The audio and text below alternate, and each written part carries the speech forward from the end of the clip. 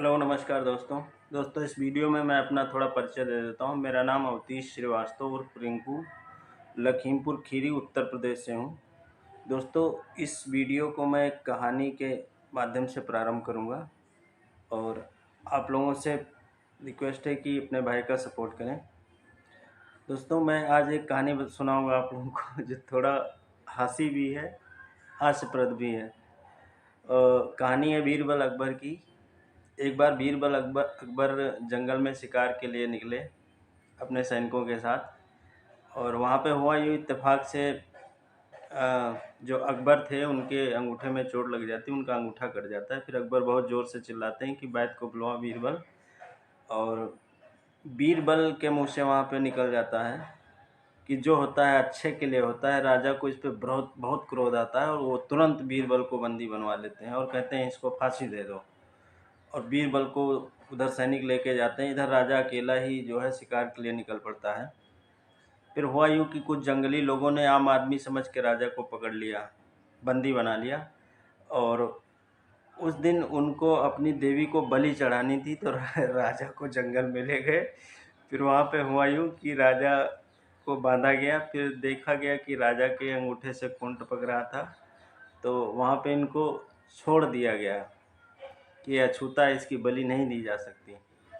अब राजा वहाँ से जो छूटा और बीरबल को धन्यवाद देते हुए कहा कि बीरबल, तुम्हारा कथन सत्य था कि जो होता है अच्छे के लिए होता है। बीरबल फिर मुस्कुराया और फिर वही शब्द दोहरा दिया कि जो होता है महाराज अच्छे के लिए होता है। अब राजा एकदम से चौंक गए। राजा ने कहा यार फिर से वही। तो उन्होंने उत्तर दिया, कहा कि ऐसा है कि अगर आप मुझे वहाँ पे बंदी नहीं बनाते तो मैं भी आपके साथ चलता, अगर मैं आपके साथ चलता तो मेरी बलि चढ़ा दी जाती। तो इसलिए जो होता है अच्छे के लिए होता है। दोस्त, हमारी लाइफ में बहुत चढ़ाव उतार होते हैं और कभी-कभी हम नर्वस हो जाते हैं, और एक्चुअली जो विचार होते हैं ना किसी काम को लेके, वो बहुत परेशान करते हैं। तो हमें सोचना यह है कि काम बाद में आता है, विचार जो ओवर थिंकिंग होती है ना, वो पहले आ जाती है कि यार वो काम करना है, वो मुकदमा पेशी पा बहुत सारी। मैं ये नहीं कहता मेरे पास बहुत सारी जिम्मेदारियां हैं, हर व्यक्ति के पास जिम्मेदारियां हैं, हर व्यक्ति अपने अपने फील्ड में बिजी है। तो ये जो ओवर थिंकिंग है दोस्त, ये बहुत परेशान करती है। आप लोगों ने देखा होगा, मेरा फर्स्ट वीडियो आया था मल्टीटास्किंग को लेके। फ्रेंड्स, भले वीडियो की क्वालिटी अच्छी ना हो, कुछ भी ना हो उसमें, बट एक चीज़ मैंने सत्य बोली है जो मेरे दिल से आवाज़ निकली थी, वो यही कि दोस्त मल्टीटास्किंग से बचें। अगर अपनी लाइफ को सही दिशा देनी है, सही दिशा में ले जाना है, तो आपको मल्टीटास्किंग से बचना होगा। अगर आप इसमें सफल रहे तो आपकी लाइफ बिल्कुल सही डायरेक्शन में चली जाएगी, और कुछ समय के बाद आप अपनी लाइफ में वो सब चीज़ें अचीव कर पाओगे जो एक साधारण आदमी नहीं कर पाता। ये मेरे दिल की आवाज़ थी जो मैंने बोला था। और दूसरी चीज़ ये दोस्त मैं कहना चाहता हूँ कि हमारी जो लाइफ है ना, इसको बनाने बिगाड़ने में पूरा हमारा ही हाथ होता है, किसी और का नहीं। अगर हमारी लाइफ बाधित होती है, प्रभावित होती है, तो वो सिर्फ हमारे विचारों से होती है, ओवर थिंकिंग से होती है। सोसाइटी में मान लीजिए जो चीज़ हम देखते हैं, जो हो रहा है आजकल, आप सब भी देखते हो, वो ज़्यादा इफ़ेक्ट नहीं करता हमारे ऊपर, बशर्ते इतना कि हम उसको सीरियसली लें ही ना, बस आँखों देखा हाल देखा और भूल गए। लेकिन जो हमारी पर्सनल लाइफ है, इसकी जो प्रॉब्लम्स हैं, उनके बारे में जो थिंकिंग आती है, वो हमको परेशान करती है। तो उस थिंकिंग को कंट्रोल करने का एक ही तरीका है मेरी समझ से, कि अपने दिमाग को खाली ना रखें। एक कहावत कही गई पुरानी, खाली दिमाग शैतान का घर, वास्तव में होता है। दिमाग को खाली ना रखें, दिमाग को कहीं ना कहीं बिजी कर दें, काम दे दें उसको दूसरा, ओवर थिंकिंग का समय ना दें उसको। अगर खाली बैठोगे आप तो ओवर थिंकिंग आएगी, बिल्कुल 100%।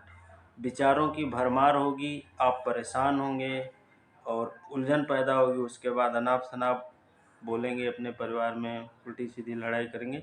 इन सब चीज़ों में बचने का एक ही तरीका है कि अपने आप को बिजी रखें। दोस्त, मैं कोशिश करता हूँ आप लोगों को कुछ अच्छा देने की, और मेरा प्रयास शुरू से रहा है, अभी भी यही है। बट आप लोगों का प्यार नहीं मिल रहा है दोस्त, तो मुझे बुरा नहीं लग रहा। मैं समझता हूँ कि ये मेरी कमी है, या तो मेरे कंटेंट अच्छे नहीं आ रहे हैं, और अगर अच्छे आ रहे होते तो आप लोग सपोर्ट करते। अगर मेरे अंदर कोई कमी है तो मैं आप लोगों से हाथ जोड़ के रिक्वेस्ट करता हूँ कि आप मेरी उस कमी को प्रदर्शित करें, और कृपया कर मुझे बताएं तो मैं उसको सुधारने की कोशिश करूँ। और इस वीडियो को आप पूरा देखिए, फिर आप देखिए कि मेरा जो कंटेंट है, जो जिस चीज़ पे मैंने वीडियो बनाया है, क्या उसमें कौन कौन सी कमियां हैं, कृपया कर मुझे बताएं। मुझे पता चलेगा और मैं अगली बार उसको सुधारने का प्रयास करूँगा। दोस्तों, ज़िंदगी में ये जो एक्सपीरियंस अनुभव होता है हमारे जीने का, रहने, चलने, खाने पीने का, ये सब हम यहीं समाज से ही सीखते हैं, हम कुछ लेके नहीं आते। मैंने एक वीडियो में बता रखा है कि एक नया शिशु जन्म लेता है तो एक कोरा कागज़ होता है, उस पर कुछ नहीं लिखा होता है। अगर उसको शुरुआत से ही बता दिया जाए कि उसके असली डैडी छोड़ के दूसरे को बता दिया जाए तो आपके डैडी, तो वो मान लेगा। इसी तरीके से हमारी लाइफ में धीरे धीरे लिखना शुरू होता है, बचपन से, फिर जवानी, फिर वही बिलीफ का रूप ले लेते हैं।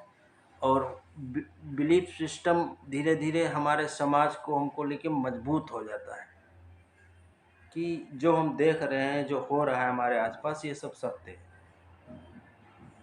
हालांकि सच दोस्तों इससे बिल्कुल विपरीत है। ये मेरा पर्सनल एक्सपीरियंस है। मैंने एक वीडियो में फिर एक यही बात कही है, दोहराई है, मैं उसी बात को दोहरा रहा हूँ कि ना दिखने वाली चीज़ों ने दिखने वाली चीज़ों का आविष्कार किया है। तो हमें इस चीज़ पे फोकस करना होगा कि जो चीज़ें नहीं दिखती हैं वो ज़्यादा पावरफुल होती हैं दोस्त। और जो बहुत सक्सेसफुल अपनी लाइफ में है, अपनी लाइफ को बहुत ऊंचा लेके गए, उन लोगों से पूछिए, वो लोग थोड़ा हमसे अलग सोचते हैं, जो जैसा हम सोचते हैं। हम भौतिक चीज़ों पे सिर्फ फोकस करते हैं, अब वो काल्पनिक चीज़ों पे भी फोकस करते हैं और उसको भौतिक का रूप दे देते हैं। काल्पनिक चीज़ों को भौतिक का रूप देना ही उनका बिजनेस बन जाता है। अच्छा, वो सोचते हैं पूरे आत्मविश्वास के साथ तो कर भी डालते हैं। हम लोग थोड़ा हिचक आने लगती है मन में, यार कि कर पाएंगे कि नहीं कर पाएंगे। मतलब बहुत सारे सोशल, वो बताएं, एक दायरा बन जाता है ना समाज में रहते रहते कि हम किन लोगों के बीच में रह रहे हैं, उनके सोचने का दायरा क्या है, उनके रहन सहन की प्रक्रिया क्या है, और इसी तरीके को देख देख के हमारा भी एक दायरा बन जाता है। अब उस दायरे के बाहर हम निकलते नहीं, कोशिश करते हैं इसी दायरे में रहें। तो इस दायरे को हमें तोड़ना होगा दोस्त।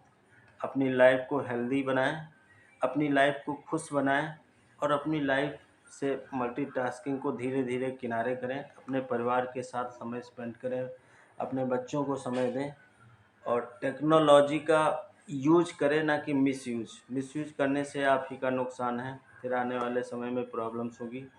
आप अलग देख रहे हैं, बच्चे अलग मोबाइल चला रहे हैं, ये सब गलत चीज़ें दोस्त। मैं ये सब समाज की गंदगी हो रही।